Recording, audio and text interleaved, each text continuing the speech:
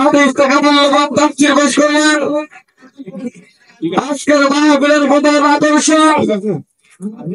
আন্তর্জাতিক খ্যাতি সম্পন্ন মুফাসসির কোরআন এই বিশিষ্ট ইসলামী চিন্তাবিদ হযরত মাওলানা আজিজুল ইসলাম জিহাদি সাতক্ষীরা, হযরত মাওলানা আজিজুল ইসলাম জিহাদি সাতক্ষীরা যাতে কোরআন হাদিস থেকে মূল্যবান তাফসীর পেশ করার জন্য আমার কাফেলা যুবক সমবায়ের পক্ষ থেকে আমি বিশেষ অনুরোধ করছি।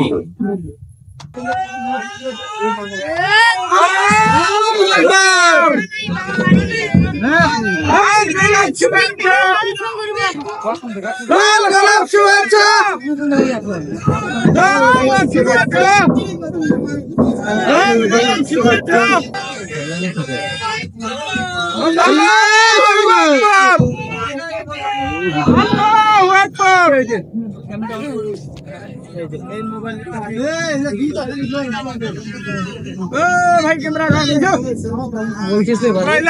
ক্যামেরা ঠিক করেন না ভাই, দেখা না যায়। আসসালামু আলাইকুম ওয়া রাহমাতুল্লাহি ওয়া বারাকাতুহু। ওয়া আলাইকুম আসসালাম ওয়া রাহমাতুল্লাহি ওয়া বারাকাতুহু। নীলফামারী এবং পঞ্চগড়ের মুসলমানেরা ভালো আছেন তো আপনারা?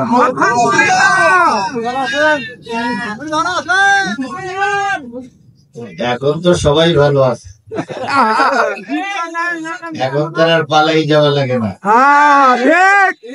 মঞ্চে এসে কেউ ডিস্টার্ব করে না, পুলিশ হুজুর ধরার জন্য এসে বসে থাকেন, আলো টিকানো লাগে না।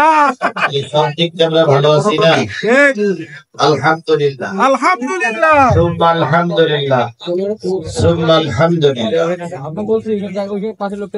নাহমাদুহু ওয়া নাস্তাঈনুহু ওয়া নাস্তাগফিরুহু ওয়া নাউযু বিল্লাহ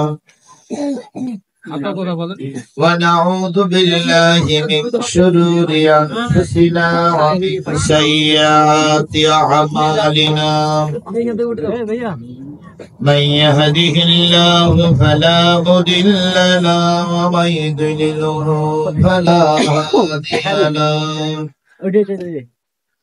ونشهد أن لا إله إلا الله وحده لا شريك له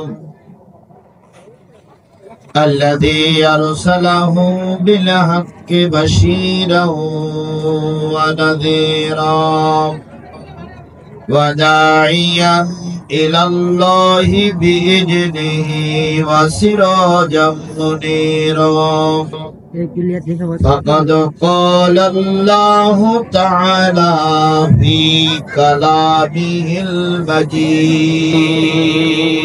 المجيد وفرقانه الحميد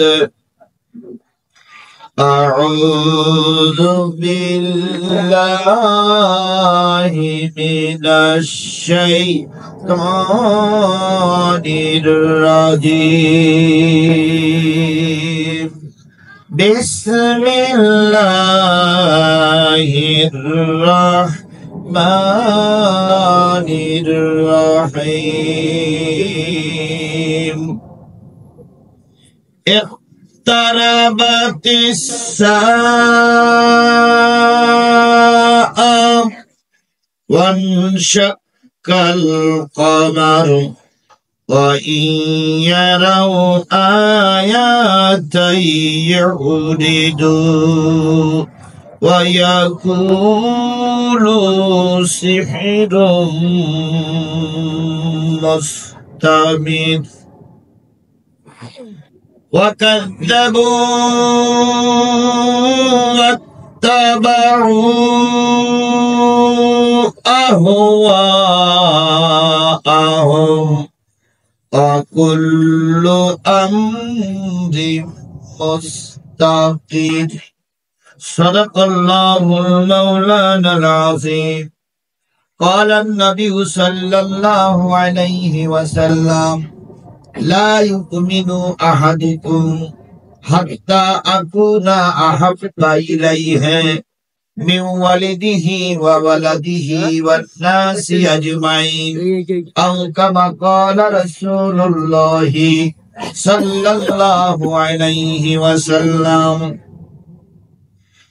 إن الله وملائكته يصلون على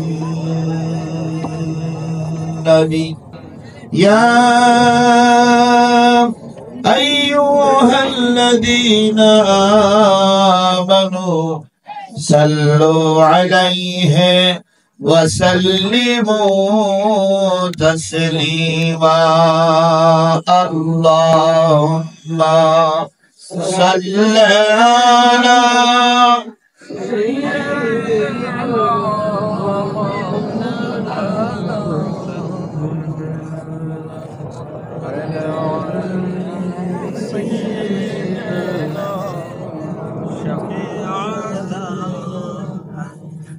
محبت شیطر شریبرن اللہم صلی علی سيدنا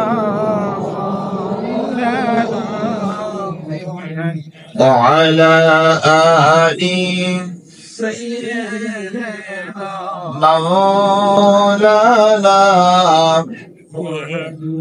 دت أمينا غير كله দোলে শিশু ইসলাম দোলে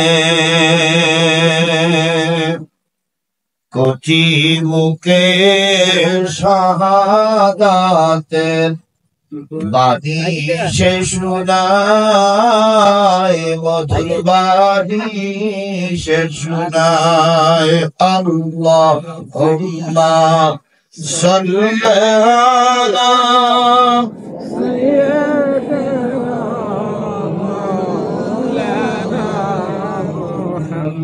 وعلى آل سيدنا حبيبنا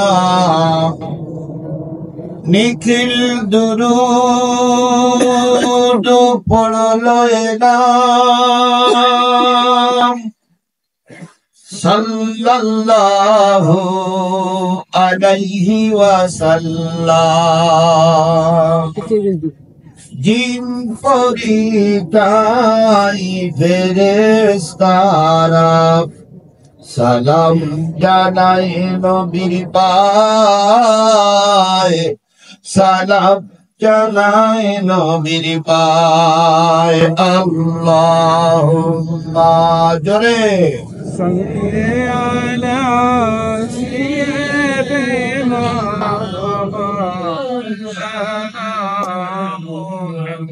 وعلى آل سيدنا مولانا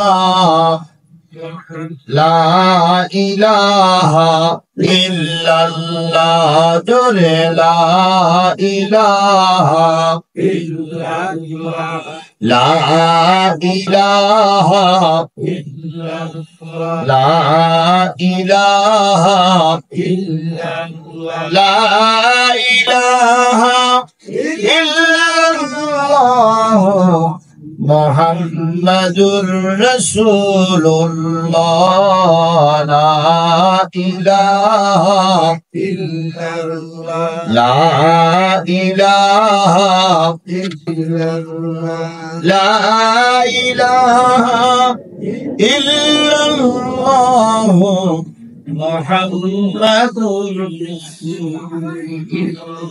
সকলে জবাব তুলে একসাথে এক বাক্যে বলছি সাল্লাল্লাহু আলাইহি ওয়াসাল্লাম। সাল্লাল্লাহু আলাইহি ওয়াসাল্লাম।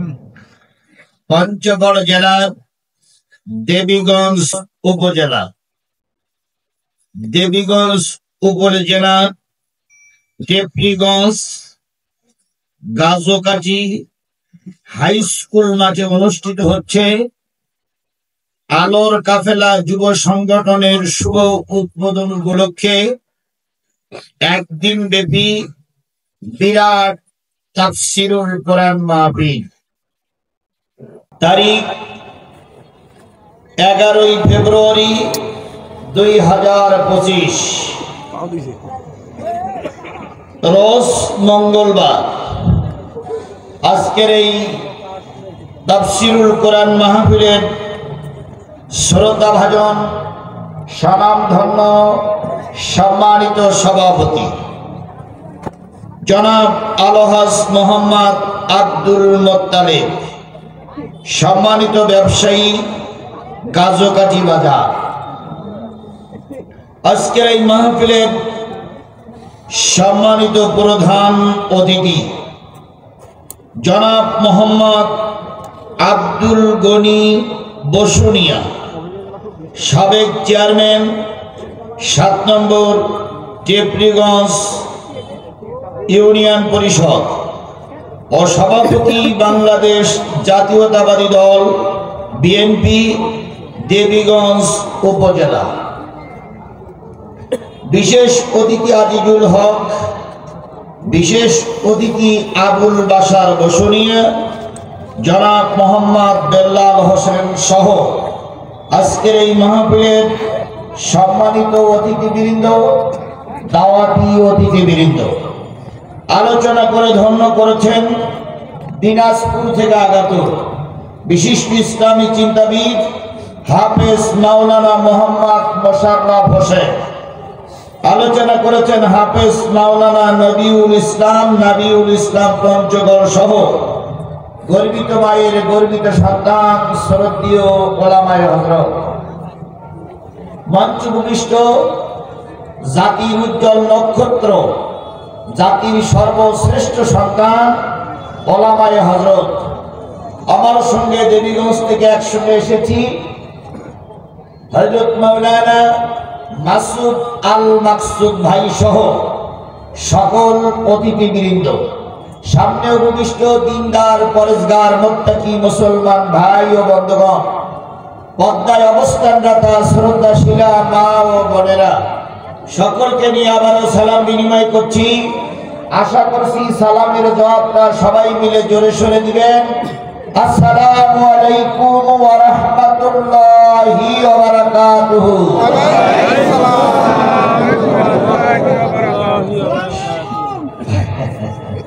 ওয়ালাইকুম আসসালাম। শুকরিয়া আদায় করছি সেই মালিকের, যে মালিক কোরআনের মাহফিলে আপনাকে আমাকে কবুল করেছে। আল্লাহ কিন্তু সব জায়গায় সবাইকে কবুল করে না। এখানে আপনাকে আমাকে কবুল করেছে, এজন্য আপনারা খুশি না বেজার? সবাই মিলে বলুন খুশি না বেজার?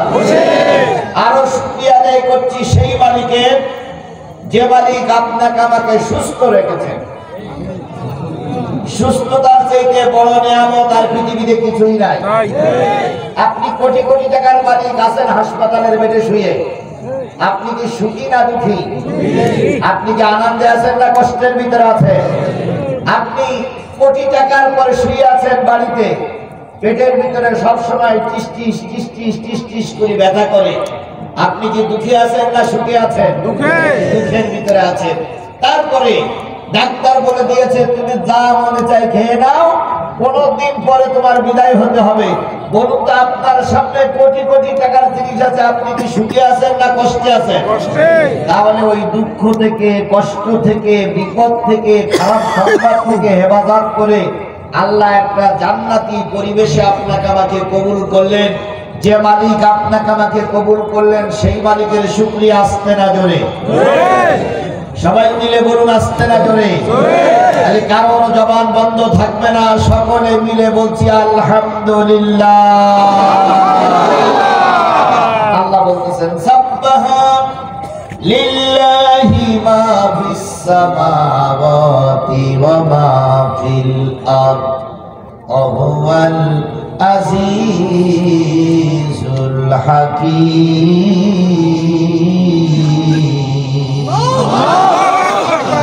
আল্লাহ বলে বান্দা শোনো, আসমানে যা আছে জমিনে যা আছে, আসমানের নিচে যা আছে, জমিনের উপরে যা আছে, জমিনের তলভাগে যা আছে, সাগর মহাসাগর নদ নদী খাল বিলের ভিতরে যা আছে, ইচ্ছায় হোক আর অনিচ্ছায় হোক, তাদের জবান থেকে তাদের মুখ থেকে বাহির হয়ে যায় আলহামদুলিল্লাহ।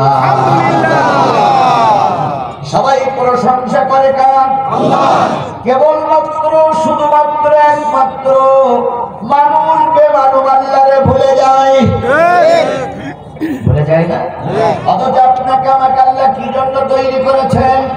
ওয়া খালাকতুল জিন্না ওয়াল ইনস ইল্লা লিয়াবুদুন।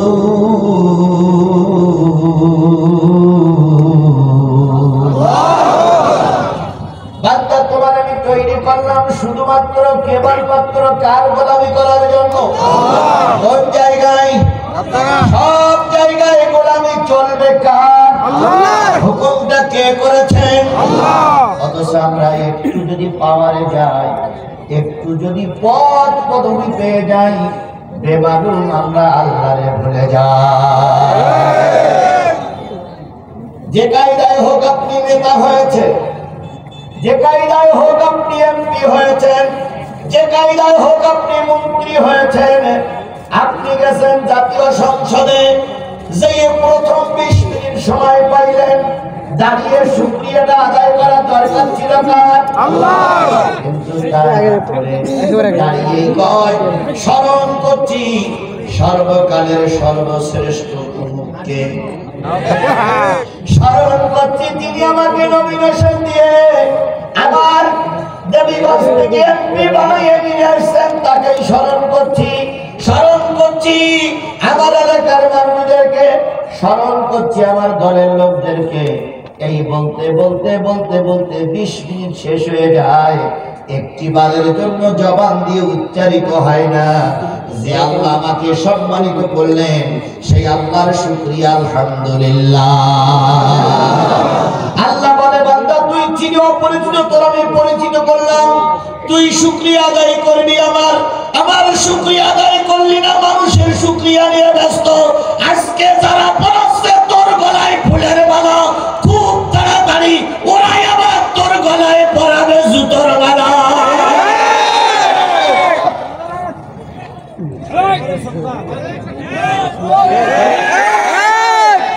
কথা ঠিক না বেঠিক? কি হচ্ছে?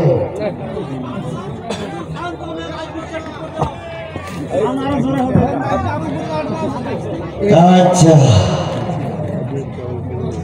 তাহলে সর্ব অবস্থায় শুকরিয়া আদায় করবো কার? আরেকটু জোরে বলেন। আজকে যে সময় আমরা পেয়েছি, গত বছর এই 11ই ফেব্রুয়ারি সময়টা ছিল ব্যতিক্রম। কথা বলেন ঠিক না বেঠিক? আজকে বিএনপির লিডার হাজির, আজকে জামাতের লিডার হাজির, কিন্তু 7 তারিখের আগ পর্যন্ত সব নেতারাই চিন্তা করেছিল এই বিএনপির বাচ্চা বিদায় না হওয়া পর্যন্ত এই দেশে আর কিছুই করা যাবে না। মানুষ হাল ছেড়েই দিয়েছিল, আর দোয়া করতে আল্লাহ এত লোকের মরণ হয় তা ওর মরণ হয় না।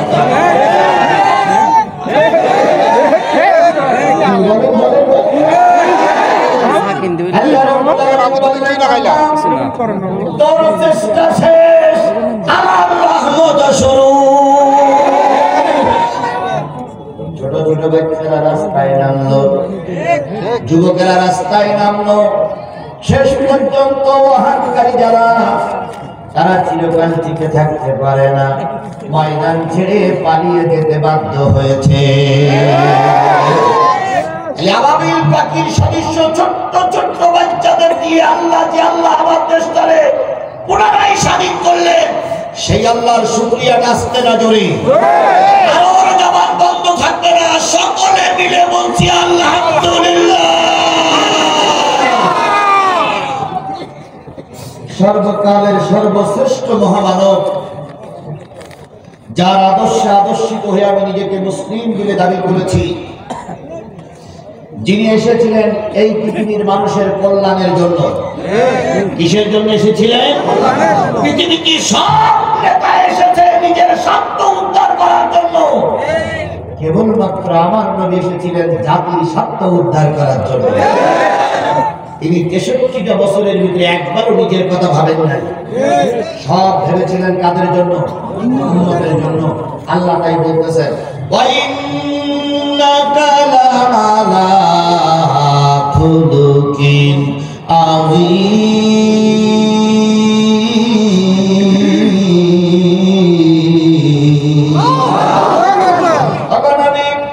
আমি আপনাকে জাতির সঙ্গে প্রেরণ করলাম, আপনার চাইতে উত্তম চরিত্রের অধিকারী আর পৃথিবীতে কেউ হয়নি, হবে না, হওয়া সম্ভব নয়। বলুন তো, নবীর চাইতে ভালো মানুষ সমাজে কেউ ছিল? বর্তমান কেউ আছে?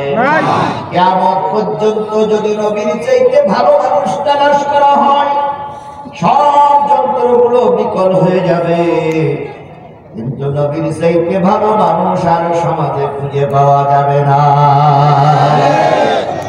আমার নবী ছিলেন বিশ্ব নবী, কথা বলেন ঠিক না বেঠিক? এখন বলুন তো, বাংলাদেশের বিশ্বের একজন নেতা আছে না নাই? বাংলাদেশে বর্তমান বিশ্ব নেতা আছে না নাই? আমরা সবাই মনে করি বিশ্ব নেতার তালিকায় আছে আমেরিকার প্রেসিডেন্ট, নাম কি? Donald Trump. কথা বলেন ঠিক না বেঠিক? উনি হলেন এখন নেতাদের সবার উপরে, ওরা যা বলে ওটাই আইন। উনি বিশ্ব নেতা, ওনার টার্গেট হলো এক দেশে বসে থাকবে আর এক দেশে বোম ফেলাবে। ওনার টার্গেট হলো নিজের দেশ থাকবে আর একটা দেশ দখল করবে। ওনার টার্গেট হলো কিভাবে মুসলমান নিধন করা যায়। এই বিশ্ব নেতার চরিত্র যদি মানুষ করা হয়, এটা বিশ্ব নেতা না, এটা বিশ্ব জানোয়ার। এদেরকে বিশ্ব নেতা বলা যায় না, এরা হলো বিশ্ব জানোয়ার। আমার নবী তো এরকম ছিলেন? জোরে বলেন, ওই রকম ছিলেন? এশিয়া মহাদেশের ভিতরে সবচেয়ে বড় বলে মনে করে ভারত। ওরা মনে করে আমরা এশিয়া মহাদেশের ভিতরে সবচেয়ে ভাই খাওয়া। কথা বলেন। ওদের টার্গেট হলো ক্ষমতায় বসে থেকে আর একটা দেশ দখল করবে।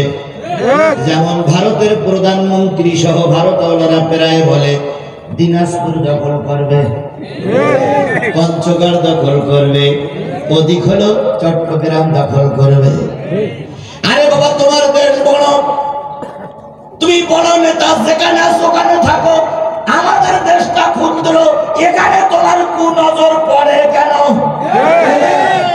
তবে একটা জিনিস ভারত শুনে রাখো, ভালো করে সীমানায় দাঁড়িয়ে বলে যাচ্ছি, যতই কুনজর পড়ুক না কেন, বাংলাদেশের 18 কোটি মানুষ একটাও বেঁচে থাকা অবস্থায় 1 ইঞ্চি জায়গা ভারতকে ছেড়ে দেওয়া হবে না। প্রয়োজনে বাংলাদেশের মানুষ কাপড়ের কাপড় নিয়ে রাস্তায় নামবে, প্রয়োজনে রক্তের জন্য রাজপথে শহীদ হবে, প্রয়োজনে সীমান্ত এলাকায় দাঁড়িয়ে বাঁশের লাঠি আর ইটের খোয়া নিয়ে যুদ্ধ করব।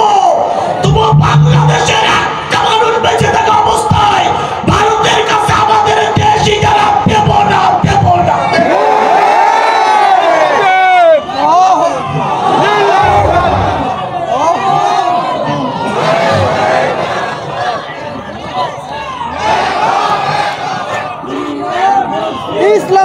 ভারত স্পষ্ট করে শুনে রাখো,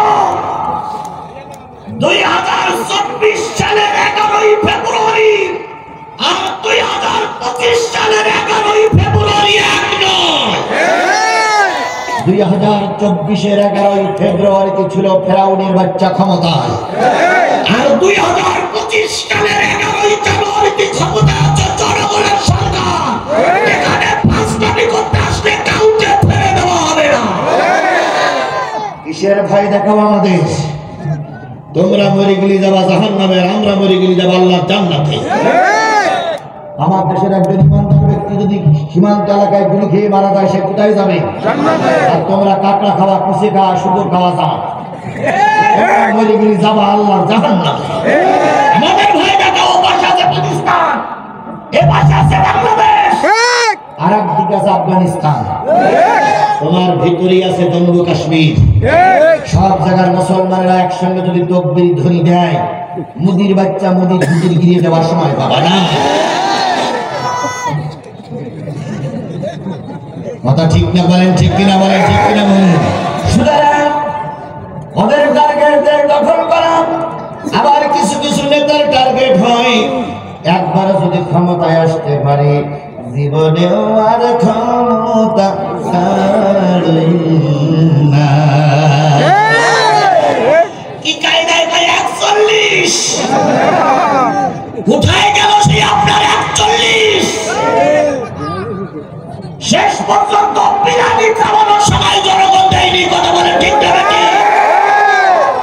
45টা মিনিট সময় দিয়ে বের করে দেওয়াটাই আমার জন্য ভুল হয়েছে। এদেরকে বের করে দেওয়া ঠিক হয়নি। কথা বলেন ঠিক না? ঠিক। কারণ কাল সব ছেড়ে দিকে আবার দংশন করতেছে। গেছাও বাবা গেছাও, ওখানে চুপচাপ থাকো, ওখানে বসে মাঝে মাঝে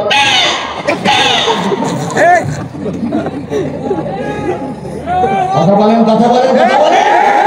ওর যত 32 নম্বর বাড়ি ভাঙা হচ্ছে,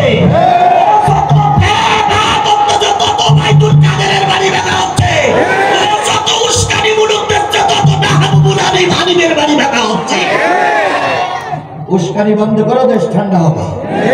যত উস্কানি দেবা জনগণকে ঠান্ডা করে রাখা যাবে না। কথা বলেন ঠিক না? ঠিক।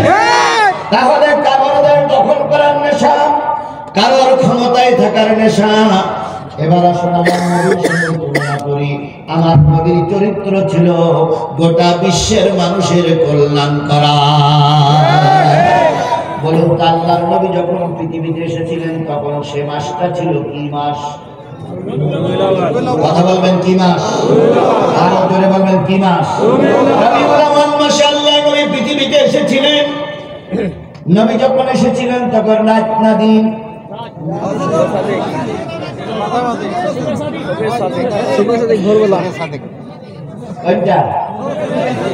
রাতও নয়, দিনও নয়। ছবি সাদেকের সময় নবী আসলেন। নবী যখন আমেনার পেটে ছিলেন, আমেনা বর্ণনা করেছিল, আমার জাতি আমি নবীকে নিয়ে পেটে শুয়ে থাকতাম, নবীকে পেটে নিয়ে শুয়ে থাকতাম।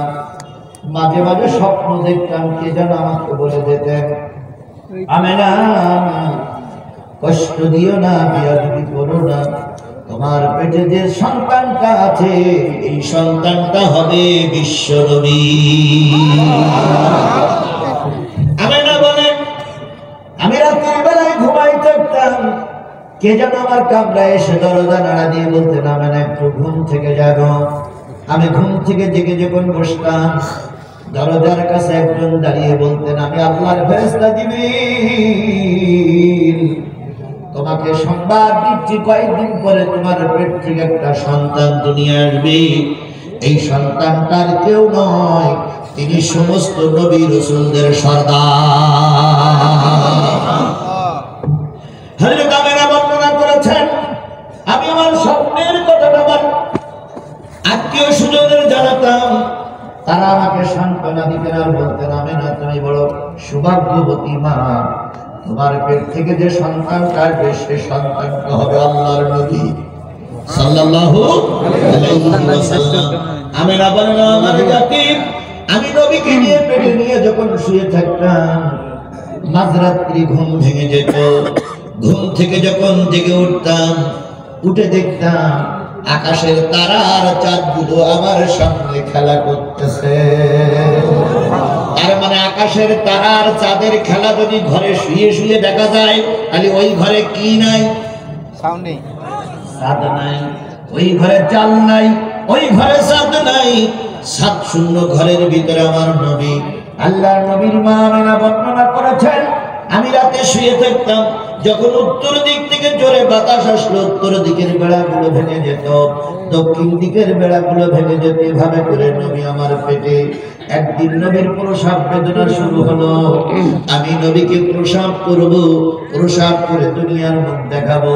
রাতে একটু আলো জ্বালাবো, লণ্ঠনে কোনো তেল নাই। নবীজি দুনিয়া আসলেন, সবাই এসে বলল আমেনা ঘরে অন্ধকার কেন? আমেনা চোখের পানি ফেলে বললেন, ও আমার জাতি। না তুমি আমার গানের কাছে লাগালে হবে না, কথা বলতে দিতে তোমার জোর যা আছে তাই চা। ও আমার জাতি, লন্ঠন জ্বালানোর মতন তেল আমার ঘরে নাই। এরপরে নবীজির খুবই আম্মা উম্মে হানি সংবাদ পাইলেন। উম্মে হানি ছুটে আসলেন, এসে দেখে ঘরের ভিতরে আলো নাই। ভাবি আলো নাই কেন? আলো জ্বালানোর মতন তেল নাই। সোনার মানি কলেজার টুকরাকে কোথায় রেখেছো? ভাই কাপড় মুড়ি দিয়ে ঢেকে আমার পাশে শোয়াই রেখেছে। উম্মে হানি বলেন, আমি নবীকে কোলে নিলাম, মুখের থেকে কাপড়টা সরাই দিলাম। মুখের থেকে কাপড়টা সরাই দেওয়ার পরে চেহারায় যে আলো হয়েছে, ওই আলো আমেনার ঘর ঝলমলে হয়ে গেছে।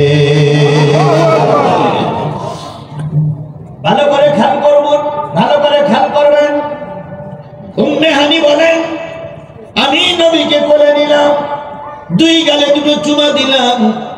দেখি নবীজির দুইটা ছোট বিড় বিড় বিড় বিড় করে নড়তেছে। আমি ভাতিজার কোলে চুমা দিয়ে, গালে চুমা দিয়ে বললাম, ভাতিজা সবে মাত্র দুনিয়া এসেছো, তুমি যে কি বলো তা তো বোঝা যায় না। কিছুদিন পরে নবী বড় হয়ে গেল। বড় হওয়ার পরে উম্মে হানি তখনও বেঁচে ছিলেন।